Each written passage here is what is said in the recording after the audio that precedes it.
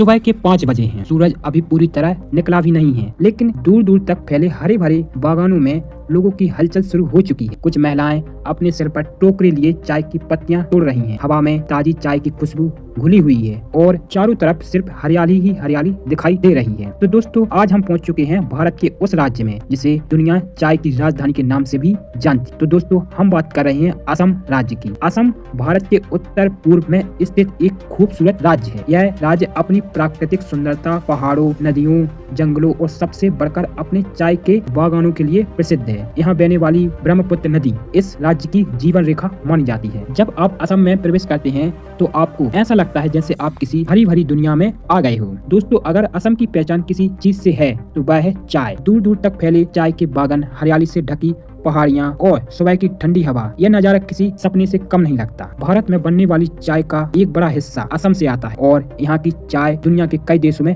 भेजी जाती है। लेकिन आखिर चाय की खेती होती कैसे, यही सवाल हर किसी के मन में आता है। चलिए आज हम चाय की एक छोटी सी पत्ती का सफर देखते हैं। पहला कदम, पौधे लगाना। सबसे पहले खेतों में चाय के छोटे छोटे पौधे लगाए जाते हैं। इन पौधों को तैयार होने में कई साल लग जाते हैं। किसान इन पौधों की देखभाल बिल्कुल बच्चों की तरह करते हैं। दूसरा कदम, बारिश और मौसम। असम में खूब बारिश होती है। यहाँ का गर्म मौसम और नम चाय के पौधों के लिए बिल्कुल सही माना जाता है। बारिश की बूंदें और धूप मिलकर पौधों को तेजी से बढ़ने में मदद करती हैं। तीसरा कदम, पत्तियों का इंतजार। कुछ समय बाद पौधों पर हरी भरी पत्तियां आने लगती हैं, लेकिन चाय बनने के लिए हरी पत्ती नहीं तोड़ी जाती, बल्कि सिर्फ ऊपर की 2 कोमल पत्तियां और एक छोटी कली तोड़ी जाती है। इसे चाय की सबसे अच्छी गुणवत्ता माना जाता है। चौथा कदम, पत्तियां तोड़ना। सुबह सुबह महिलाएं और मजदूर अपने हाथों में टोकरी लेकर बागानों में निकल जाते। एक पत्ती को बड़ी सावधानी से तोड़ते। यह काम मशीन से नहीं बल्कि हाथों से किया जाता है, क्योंकि अच्छी चाय के लिए सही पत्तियों का चयन बहुत जरूरी होता है। 5वां कदम, फैक्ट्री का सफर। जब पत्तियां इकट्ठी हो जाती हैं